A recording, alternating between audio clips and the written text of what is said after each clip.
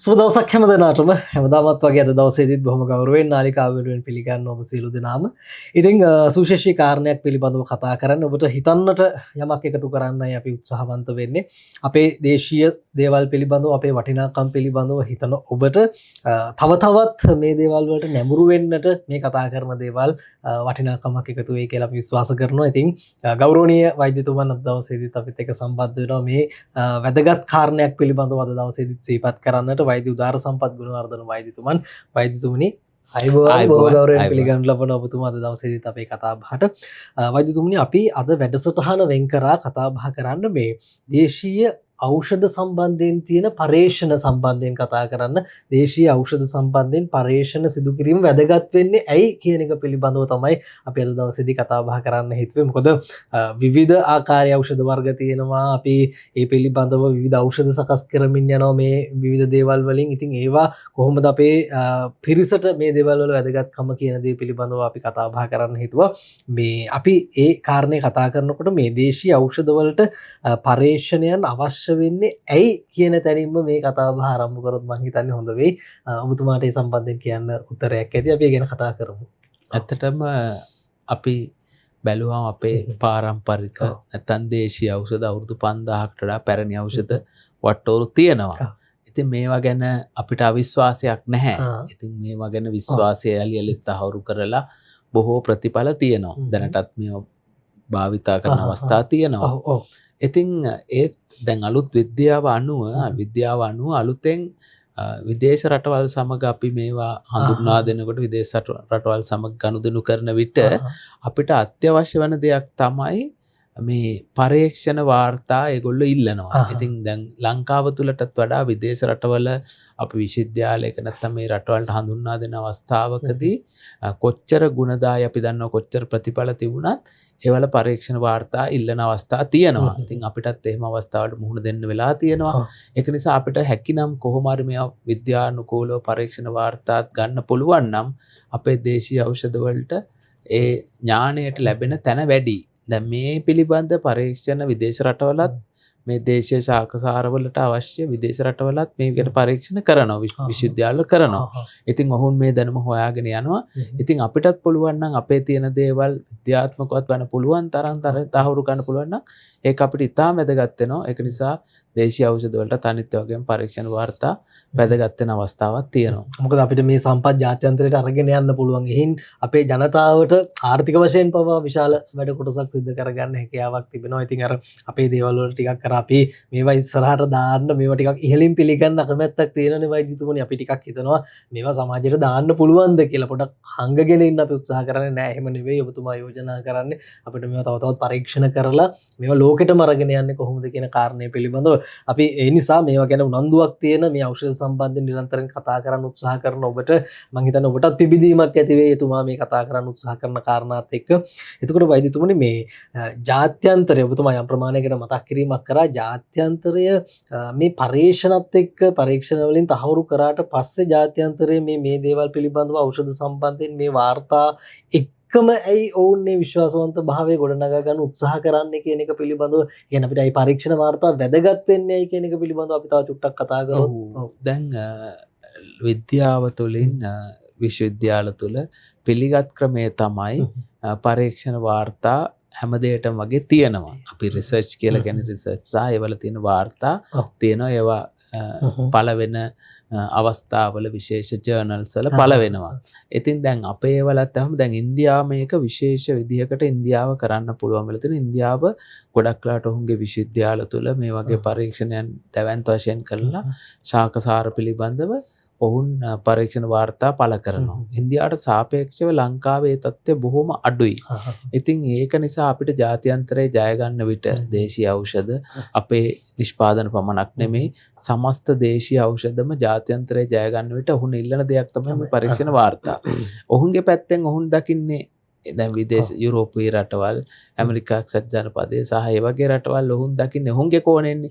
ඒතර අපිට පුළුවන් නම් අපි දන්නවා අපේ ඖෂධ ඉතාමත් ගුණවත් කියලා. ඒක වුණොත් දන්නවා. දැන් මේක ගුණාත්මක බව අපිට පුළුවන් නම් පරීක්ෂණ වාර්තාවලනොත් අපිට තහවුරු කරන්න පුළුවන් නම් ඒක ඔවුන් මේ සතුටු කරන්න පුළුවන්. ඔවුන් කැමති වෙනවා.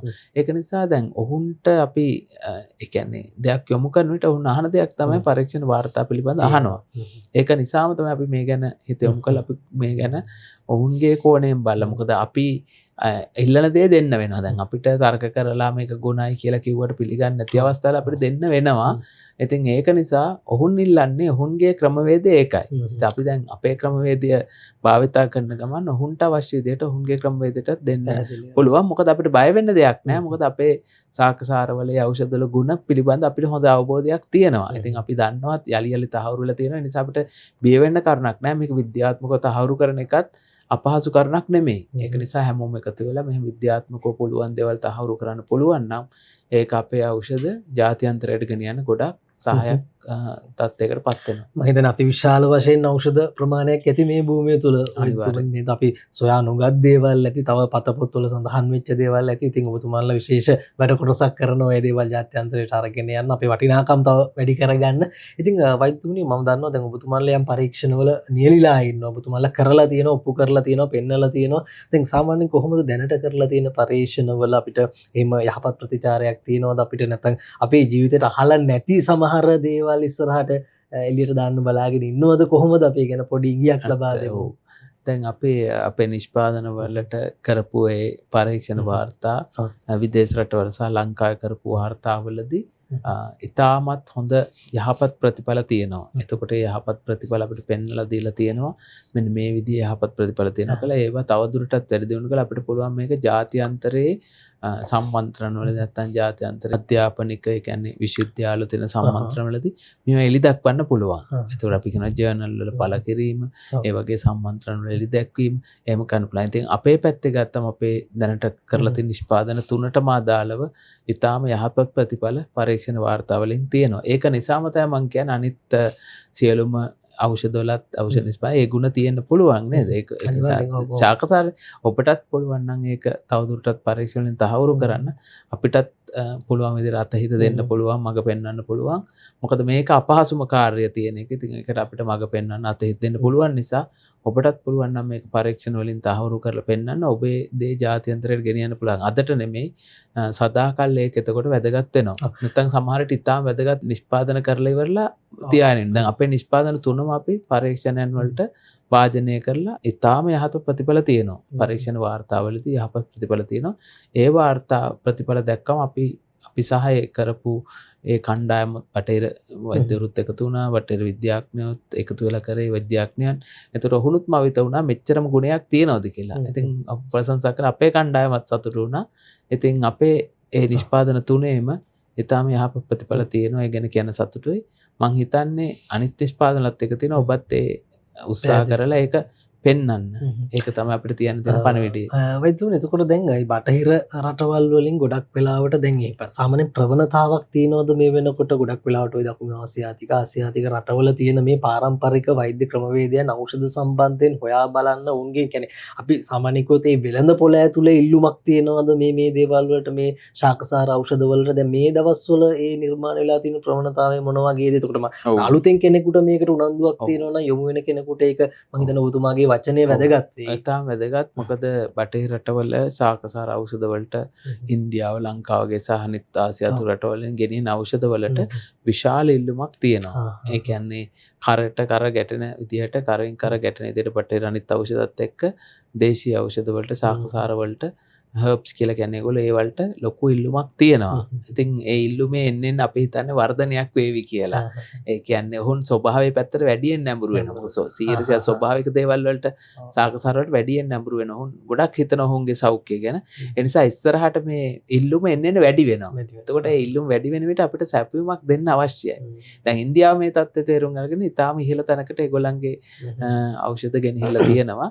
ලංකාවේටත් පුළුවන්, ලංකාවේ සියලු දෙනාට අපිටත් උදව් ගන්න පුළුවන් විදිහට මේකට එකතු වෙලා අපේ දේ ඉදිරියට ගෙනියන්න උත්සාහ කරන්න පුළුවන්. එවිට ඒ ඉල්ලුමට අපිට ලංකාවෙනොත් සැපයුමක් දෙන්න පුළුවන්. සාමාන්‍ය ලංකාව ඇතුළේ එහෙම සාමාන්‍යයෙන් මට්ටමින් පටන් ගත්ත සුළු පරිමාණයෙන් පටන් අරගෙන මේවා ඉස්සරහට යන්න බලාගෙන ඉන්න පිරිසකුත් එහෙම නිර්මාණය වෙලා තියෙනවාද අපේ ලංකාව මේ රට ඇතුළෙන් ඒකට ලංකාවෙත් ඔව් දැන් අපි පසුගිය වසර ගන්නා තුර දැක්කා වසංගතත්වයෙන් පසුව මේක ඉදිරියට තිබුණා ඊට වඩා වැඩිපුර මේ නිර්මාණය වෙලා තියෙනවා වැඩිපුර දැන් ප්‍රවණතාවය ලංකාවෙත් කර්මාන්තශාලා හැදලා මේ දේශීය ඖෂධ නිෂ්පාදනය නිතර දකින්න පුළුවන් සමාජ මාධ්‍ය ජාලා තුල උනත් ඒක නිසා ලංකාවෙත් මේ තත්ත්වය ඉතාමත් හොඳ පැත්තක් තියෙනවා. අපි මේ හොඳ පැත්ත ගමු. එතකොට මේ හොඳ පැත්තේදී අපිට අඩුපාඩු වෙන මේ රිසර්ච් ඇන්ඩ් ඩෙවලොප්මන්ට් නැත්නම් මේ පරීක්ෂණ වාර්තාවන් ඒවා පළ කිරීම අන්න ඒ ටිකත් විශ්වවිද්‍යාල හරහා කරන්න පුළුවන්. ඒ වලට අපිටත් පුළුවන් විදිහට අතහිට දෙන්න පුළුවන් ඒ ශක්තියක් අපිට තියෙනවා. ඒක නිසා තමයි අපි මේ පණිවිඩය දෙන්නේ. ඔබටත් පුළුවන් මේකට අපිත් අපෙන් උදව් අරගෙන තවදුරටත් ඔබේ මේ තියෙන ඖෂධ තවත් ඉහළ තලයකට ගෙනියන්න පුළුවන් වෙනවා. වෛද්‍යතුමනි අවසාන වශයෙන් මම කැමතියි දැන් මේ අපේ සමාජය ඇතුලේ ලංකාව ඇතුලේ විවිධ වර්ගීය ඖෂධ විවිධ අසනීප සඳහා විවිධ ඖෂධ සමාජගත වෙනවානේ. එතකොට ඒ සඳහා ලැබෙන රට ඇතුලේ ලැබිලා තියෙන මේ අනුමැතිය ප්‍රමාණවත් නැද්ද ජාත්‍යන්තරයට යන්න ඒ ඖෂධ වලට නැත්නම් ඊට එහා ගිහිල්ලා තව පරීක්ෂණාත්මක තත්ත්වයක් අවශ්‍යද? ඔව් දැන් අපේ රට ඇතුලේ මූලික වශයෙන් අනුමැතියක් දෙනවා. ඒක බොහෝ රටවල් එක පිළිගන්නවා. නමුත් ඖෂධ ඔවුන්ගේ රටකට ගන්න විට හැම වෙලාවෙම ඔවුන් ඉල්ලනවා ඔවුන්ගේ රටට ආවේනික සමහර නිර්ණායකයන් තියෙනවා. දැන් UK වලට නැත්නම් එක්සස් රාජධානියට වෙනම තියෙනවා. ඇමරිකා එක්සස් වෙනම තියෙනවා.